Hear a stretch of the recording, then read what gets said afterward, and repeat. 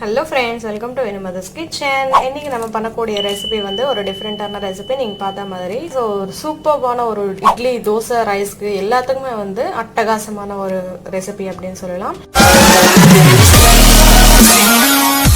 இப்போ வந்து நான் கொஞ்சம் chicken எடுத்துர்க்கேன். பாத்தீங்கன்னா வந்து தெரியும் உங்களுக்கு. மேக்ஸிமம் வந்து boneless pieces தான்.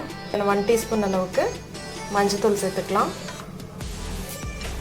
அதோட காரத்துக்கு ஏற்ப மிளகாய் தூள் சேர்த்துக்கலாம், தயிர் சேர்த்துக்கலாம்,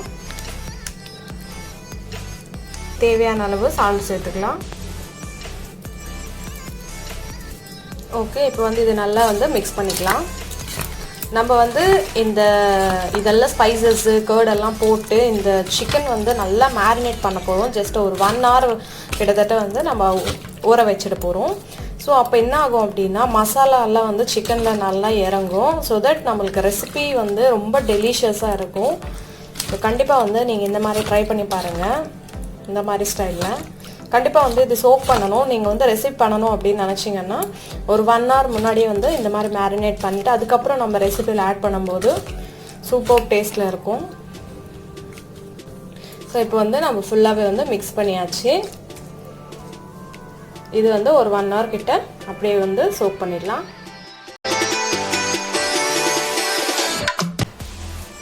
கடாயில் எண்ணெய் வந்து சூடு பண்ணிடலாம்.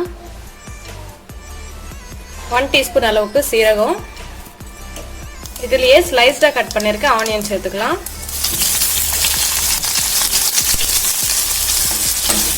சேர்த்து நல்லா ஒரு வாட்டி சாட்டே பண்ணிக்கலாம். ஆனியன் ஓரளவுக்கு சாட்டே ஆனதும் இஞ்சி துண்டுகள் சேர்த்துட பூண்டு கூட சேர்த்துக்கலாம். சேர்த்துட்டு இதெல்லாம் வந்து நல்லா வதங்குற வரையும் ஃப்ரை பண்ணி விட்டுக்கலாம். இப்போ பார்த்தீங்கன்னா நல்லா ஃப்ரை ஆகிடுச்சு. ஸ்விட்ச் ஆஃப் பண்ணிவிட்டு ஜாரில் ட்ரான்ஸ்ஃபர் பண்ணி ஃபைனாக பேஸ்ட் மாதிரி அரைச்சிக்கலாம். கூல் ஆனதுக்கப்புறம் அதே கடாயில் திருப்பி ஆயில் வந்து ஹீட் பண்ணிக்கலாம். தாளிக்கிற கரண்டியில் ஒரு 2 ஏலக்காய், பிரிஞ்சி இலை 1, ஒரு துண்டு பட்டை. இப்போ நம்ம இது பேஸ்ட் மாதிரி அரைச்சி வச்சிருந்தோம்ல, அதில் வந்து நம்ம இந்த மசாலாவை சேர்த்து திருப்பி வந்து ஒரு வாட்டி அரைச்சிக்கலாம். ஆயிலில் நம்ம வந்து எல்லாம் ஃபைனாக இந்த பேஸ்ட் பண்ணி வச்சுருக்க ஆனியன் பேஸ்ட் வந்து சேர்த்துக்கலாம்.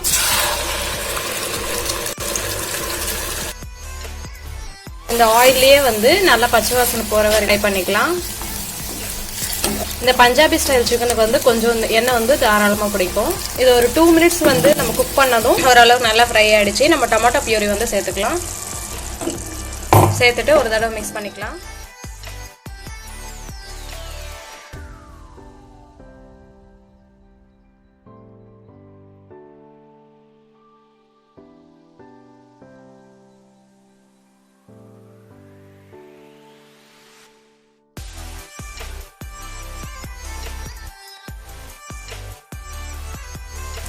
சேர்த்துட்டு ஒரு தடவை நல்லா மிக்ஸ் பண்ணிக்கலாம். பச்சை வாசனை போய் எண்ணெய் பிரிஞ்சு வர அளவுக்கு நம்ம வந்து ஃப்ரை பண்ணணும். இப்போ எண்ணெய் ஓரளவுக்கு பிரிஞ்சு வந்ததும் நம்ம சால்ட் சேர்த்துக்கலாம். மிக்ஸ் பண்ணிக்கலாம். மிக்ஸ் பண்ணிவிட்டு ஊற வச்சிருந்த சிக்கன் வந்து இதில் சேர்த்துடலாம்.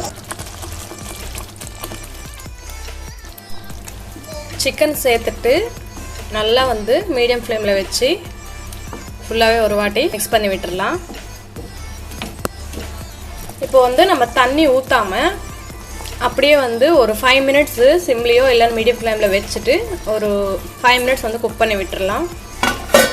இப்போ பார்த்தீங்கன்னா நல்லாவே வந்து எண்ணெய் பிரிஞ்சு வந்திருக்கு. சிக்கன் குக் ஆகிறதுக்கு நம்ம கொஞ்சோண்டு வாட்டர் சேர்த்துக்கலாம். ஒரு 1/2 tumbler அளவுக்கு சேர்த்துக்கலாம். சேர்த்துட்டு ஒரு தடவை மிக்ஸ் பண்ணிக்கலாம். திருப்பி வந்து நம்ம ஒரு 15 minutes வந்து சிம்லேயே வந்து நல்லா குக் பண்ணலாம். நல்லா வந்து இன்னும் ஆயில் பிரிஞ்சு வர வரைக்கும் இருக்கட்டும். இப்போ பார்த்தீங்கன்னா எண்ணெய் சூப்பராக பிரிஞ்சு வந்திருக்கு பாருங்க. சிக்கனும் வந்து நல்லா குக் ஆயிடுச்சு.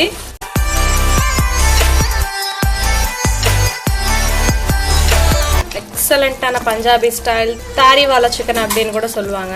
அடுத்து வந்து இன்னொரு இன்கிரீடியன்ட் நம்ம வந்து ஆட் பண்ணிடலாம். ரோஸ்ட் பண்ணி க்ரஷ் பண்ணிருக்கு கஸ்தூரி மேத்தியை சேர்த்துக்கலாம். சேர்த்துட்டு இப்போ ஒரு தடவை மிக்ஸ் பண்ணிக்கலாம்.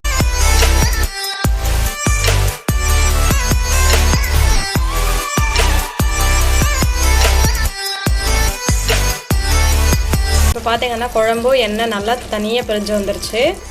கண்டிப்பாக வந்து இந்த மாதிரி பஞ்சாபி ஸ்டைல் சிக்கன் வந்து உங்களுக்கு பிடிச்சிருக்கும்னு நினைக்கிறேன். இந்த மாதிரி டிஃப்ரெண்ட்டாக செஞ்சு பாருங்கள். எப்படி இருக்குன்னு சொல்லிட்டு மறக்காமல் கமெண்ட்டில் சொல்லுங்கள். இந்த ரெசிபி பிடிச்சிருந்தா வேணுமதுஸ் கிச்சனுக்கு சப்ஸ்கிரைப் பண்ணுங்கள். தேங்க்யூ ஸோ மச் ஃபார் வாட்சிங். பாய்.